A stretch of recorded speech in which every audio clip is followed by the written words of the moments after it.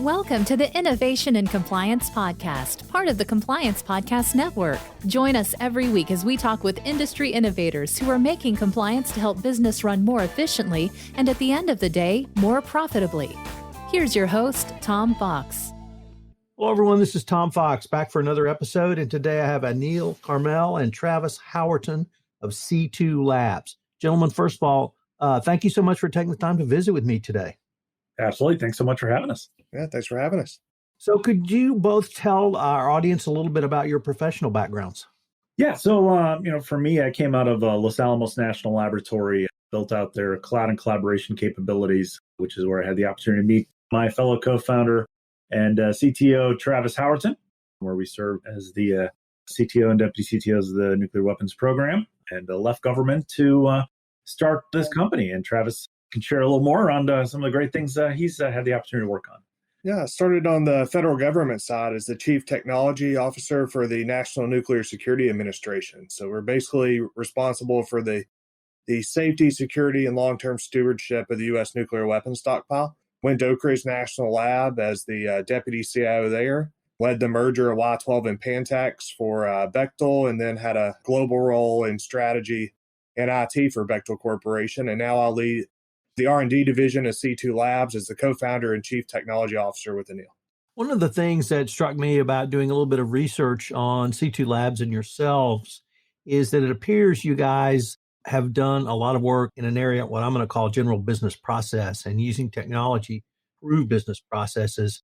And I was wondering if you could talk about some of the evolutions that not only you have seen in this area during your professional careers, but may have led as well. Yeah. So I'll kind of kick that off. Business processes are in heavily regulated industries are built to standardize the way systems are built, designed, deployed, and to protect the organization. So, really to transform technology, business processes need to also be transformed. So doing so as business evolves, as technology evolves, is challenging, especially when compliance is required to various different regulations. So to that end, there's really been this need to fix this cadence mismatch between the need to be compliant and the need to modernize technology. Travis, anything to add there? Yeah, and so we often describe compliance as the equal and opposite force to digital transformation. The C-suite is pushing to go fast, to move into new markets, to find new ways to dominate their industry. But at the same time, they've got 20, 30 years of technical debt that's built up, processes that are in place, systems of record that have been built that people are reluctant to touch. And so what we found is about 2/3 of organizations are having a hard time digitally transforming. And so our goal has really been to help them modernize their business processes while at the same time maintaining their state of compliance, and not only maintaining it, but lowering the cost of it and the risk of it as a function of time using modern digital transformation tools, including some we've developed in-house. Neil, we have a special award for guests on this podcast. During the interview, actually give us the title of the podcast, and Fixing the Cadence Mismatch is now the title of this podcast. So you get an extra gold star. That was great. The audience of this podcast are compliance officers, but they are largely anti-bribery, anti-corruption compliance officers, trade sanction compliance officers, anti-money laundering compliance officers. And one of the reasons I wanted to visit with you guys is one of my phrases is have your people talk to my people. And it's exactly as you said, around heavily regulated industries, compliance tends to be much more regulated, driven with a direct and concrete set of steps that have to follow. In anti-bribery, anti-corruption compliance or ABC compliance, that's not true. We have a law, there's some general guidelines, and then you're off to do it alone. So I find that when I can have the opportunity to talk to people like yourselves, you're much more forward thinking in your compliance because you've had to be, because the government says you've had to be. So kind of with that background, and I'm a lawyer by professional training, when you sit down with someone like myself, whether they be a CEO, whether they be a CCO, how do you help them understand not so much that you've generated data, but how can they use that data going forward? Yeah. So, the first step is understanding that it always is going to take people to understand your state of compliance, right? So, knowing that there's always going to be people that have to defend this is the state of compliance for my organization against X regulations, and then employing and providing those individuals the right tools and technology to make sense of the state of compliance of their organization, to visualize that information and to produce that paper on demand, right? To fix that cadence mismatch between compliance being a manual paper based exercise that is instantly out of date the moment it's created to a continuous approach to compliance, right? Transforming both the culture and the technology that's used to deliver and deploy solutions and associated compliance artifacts is what I would posit to your audiences. Think about in the development space, we use this technology in this conversation called DevOps, where developers develop technology and then historically they've handed over to operators to go deploy that application into production. So this movement around DevOps was born to allow those two groups to work together to quickly deploy applications to production, yet ensure that each other's needs are being met and respected. So to that end, one of the things we've heavily focused on in our organization is bringing DevOps to compliance in something we're calling regulatory operations or RegOps, where now you have the ability to transform the culture coupled with the tools to allow compliance professionals to quickly develop and deploy applications and ensure that they're continuously compliant to simplify and automate regulatory compliance in real time without the need for paper, but being able to generate that paper on demand. The only other thing I would add is there's a technology influx that's happening that's opening the door to doing things in new and more creative ways. And so compliance people are insanely valuable in their organizations. They minimize risks. They keep the company out of trouble. They protect the brand. They do things that you're always going to need humans to do. But our goal and focus is they spend a lot of time collecting data, going to pull samples, logging assessments and audits. If we can automate a lot of that so that they use their brain, that they can see the results of that, if we can build robots for them, if we can build software for them that does those pieces, now they can say, well, what are the results? What do we need to do about this as a company? How do I best advise our leadership on how to manage risk and regulatory compliance? You're making better use of that person's mind, which is the valuable part of compliance professionals. And so that's really where we're focused. Do you all advocate data visualization or other strategies to communicate what the numbers show or something else? Yeah, I think you got to be careful with data. It's one of those things I learned early on in a statistics class in university is numbers lie and liars use numbers. You want to be careful that what you're measuring matters and that there's a reason to measure it and that you can do something with it after it's measured. So we spend a lot of time figuring out what are the right things to measure, what's the most cost-effective way to get the data, and how can we make smarter decisions once we have it. And if you can't have those smart kind of metrics, and what you end up with is a lot of hamster wheel sort of organizations where they've got KPIs that have existed forever. Nobody even knows why they measure them. They don't do anything with them, but dear God, don't show up red on one of those or the eye Mordor will descend upon you and life will not be good. And so our focus is making sure that you're capturing the right stuff in the right way, in the most cost-effective way, and that it's driving real-world risk reduction and improved compliance posture. If I could turn now to the co-founding of C2 Labs and ask you, what led you to found your company, C2 Lab? Yeah, definitely. So when we were in government, one of the things that we found was a challenge was, as we develop new technologies, to get those technologies to operate in government, you needed to have compliance documentation built. And every time you deployed a new system, you had to ensure that that system was compliant. So really what led to the founding of this company is understanding, is this compliance problem something that is inherently unique to government? Or is this something that affects every industry? And clearly this compliance is a problem that affects every heavily regulated industry. So we set out to create C2 Labs to develop and change the conversation around how compliance is done, leveraging this RegOps model to develop and deliver continuous compliance. That's the C2 in C2 Labs. You have a great phrase on your website. As I tell my wife, I purloin phrases all the time, and I'm definitely going to purloin this one, which is digital transformation in action. And I was wondering if you could describe for our audience really what you mean by that and why. I found it to be an incredibly powerful phrase. And if that's a fair assessment of how you feel about it, why you feel it's so powerful. Yeah, we're big believers that digital transformation is going to disrupt nearly every company and organization on the planet over the next decade.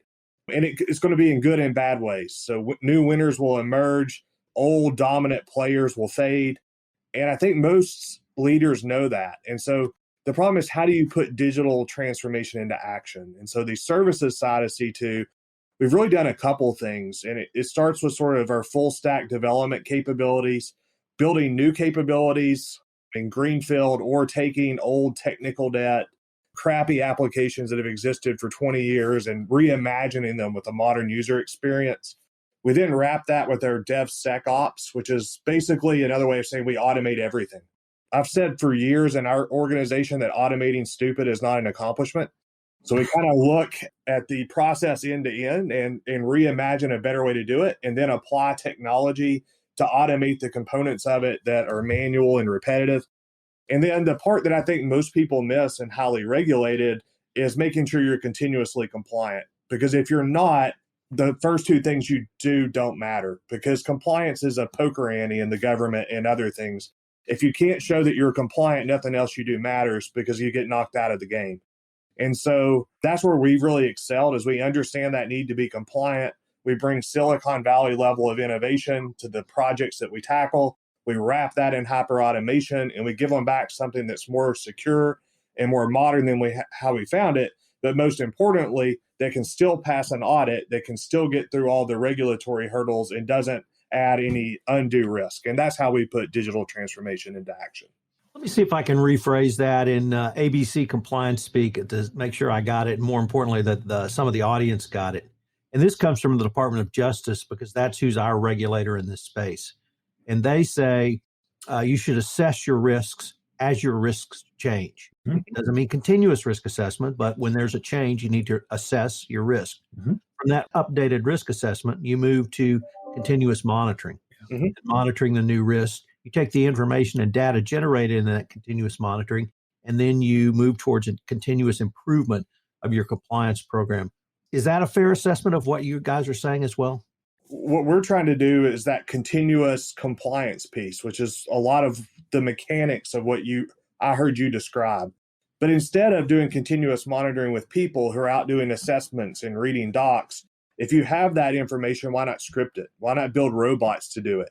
Have it automatically log, and then a person can monitor the changes and say which ones are material. Do they have an impact on risk? Update those risk assessments, communicate that risk, and figure out what mitigations the company's willing to apply, can afford, or what they want to accept. It's that virtuous cycle. It's not really going to change. The only part that's going to change is the how it's done. And so the how part is where we think there's a lot of process optimization that can be done, cost reduction that can happen, and technology infusion. And that's where we've been investing a lot of our R&D dollars, is trying to move the needle materially in that space. I'll add one more thing to that, right? There's automation where it makes sense of those manual repetitive processes, right? But it's really allowing the human to do what a human does best, where a compliance professional can now take a look at this information as opposed to doing these manual repetitive tasks that a machine can do, right? Allowing that human to now take the results of those manual repetitive tasks and make informed decisions. And that's really, when we're talking about this RegOps model and transforming compliance, right? It's allowing the human and the compliance professional to take information and provide informed decisions and allow them to inform risk of, this is the change in the system, and here's now the associated risk, without waiting for the next manual assessment tool. I tell people in my world that the three most important things in any compliance program are document, document, document. Yes. I say that because in a regulator's eyes, if you don't have it documented, it never happened. You may have the best program, you may follow your program, but if you don't have documentation of that program, in their eyes, it has never happened. And indeed, you'll be sanctioned for not having that documentation. You've already told me you provide the documentation, but do you also have an audit trail that if an external auditor, a customer, potential vendor, or other even stakeholder comes and wants to look, that you guys can show them an audit trail for the documentation? Yeah, we actually took that a step further, and we completely agree with you. We have the ability to rip things to paper, but we're a digital system. And because we're digital, we allow things to happen that weren't possible in sort of the old world. And so we can track every time anybody looked at anything, every change that was made. All that audit log exists. But the step we took further is we built a feature in our platform called time travel. Because one of the things compliance professionals told us is it's great to have all this document updated, but I really want to know what changed, right? I'm a busy person. I don't have time to read 300 pages. Like, tell me materially what changed. And we built a platform that can do that. And it combines sort of the best of what you find in a Git world where you can compare changes, but it wraps it in a blockchain style implementation. It's not exactly blockchain, but it's similar. And so every time you change it, it writes a new link out in that change and timestamps it. And it cryptographically signs it. And so now you can walk back in time every iteration of any compliance document, requirement, assessment you have and see exactly what it was at any given point in time in a way that's cryptographically provable. So we've taken it kind of a step further. We agree with you that documentation is paramount, but what's also paramount is understanding changes to documents in a material way, not just what a human says changed in the front change log of a doc, but what actually changed in the bits across all the pieces. And so we can do that in our platform. And that's one of the big gaps we saw as we bring our product to market. You know, I'm going to have to clone you guys and bring you into the ABC world. Wow. Let me change the focus just a little bit and ask you a question about SolarWinds. I've been following this somewhat, and I started off being aghast that this has happened, but every article I read, it just gets worse and worse, at least from my perspective. And I was wondering if I could just ask you, how can C2 Labs help companies in this type of situation and indeed in the broader cybersecurity world? I think a little of this is serendipity for us. And so right before SolarWinds hit, the newest module in our platform was supply chain security. And what we were hearing from folks is they were worried about what vendor risks are being introduced into their environment. There's software they use, through vendors who perform on-site from insider threat and other things. And so we started on that, but more importantly, we also hired our first 2 data scientists to come into the company. And where we've been going is we've got the ability to look at your supply chain, but through multiple lenses that weren't really possible before. Some of it's kind of straightforward, doing audits of them, tracking issues where they're non-compliant with the requirements that are in their contracts and flow downs and the T's and C's. Other things that are less obvious is we've built dynamic questionnaires where they can go through and do their own risk assessment, and you can capture that. And we're now crawling the web, looking for where have they been fined, where are they being sued, trying to pull back broader sentiment using AI ML techniques to bring it into a unified view that says, here's the risk in my supply chain and why, and been able to visualize that, drill into it, and truly understand it. And so we think there's a lot you can do to modernize that part of the industry, which is kind of nascent. SolarWinds have opened some people's eyes. In the national security world, we've worried about this for a long time. It's now becoming a commoditized attack that you're going to see more in private sector and other things. So I think there's a growing need for this, and we're very interested in being at the forefront of it. Well, if anything, it's helped us to focus and help our customers to modernize technology quickly and yet ensure that they're continuously compliant. Because, now that we're increasingly embracing a digital world, right, the manual processes and the paper that have to be generated are increasingly difficult to do and build. So really now being able to give tools and technologies and new approaches to both the regulator and the regulated to make informed decisions and be able to simplify and automate regulatory compliance in real time, right, without the need to generate that paper, but being able to generate it on demand, right, is really kind of this approach that we've posited to the industry at large, and that we're rolling out, and we welcome organizations that would like to join us on that journey of transforming regulatory compliance to join us. Where do you see this journey going around digital transformation, sort of 5 years, but maybe even 10 years down the road? So I'll take just a high level stab at that, and then I will hand it over to my fellow co-founder and chief technology officer to expound, right? I mean, really, the world is changing at a rapid pace. Businesses are evolving quickly. New regulations are being developed to ensure that we are continuously secure, and privacy legislation is being deployed.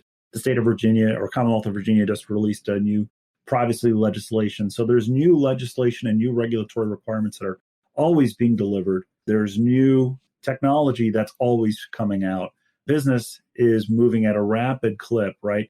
Really, because of this cadence mismatch, there needs to be a new way in which you're handling and managing compliance. So to make digital transformation become actionable and to put digital transformation in action, you need continuous compliance. Thus, this cultural change to fix the cadence mismatch between how compliance documentation is built, created, and continuously updated, to now leveraging a digital platform like we've created with Atlassity to allow organizations to continuously build and update that documentation in real time. So it's really a cultural and technological transformation of regulatory compliance. Our contribution to helping get there is something we've written called our compliance manifesto, because culture change is hard. And to your point, this is something that's going to take 5-10 years to happen. But the cadence mismatch is unsustainable. Digital transformation is inevitable. It's going to happen.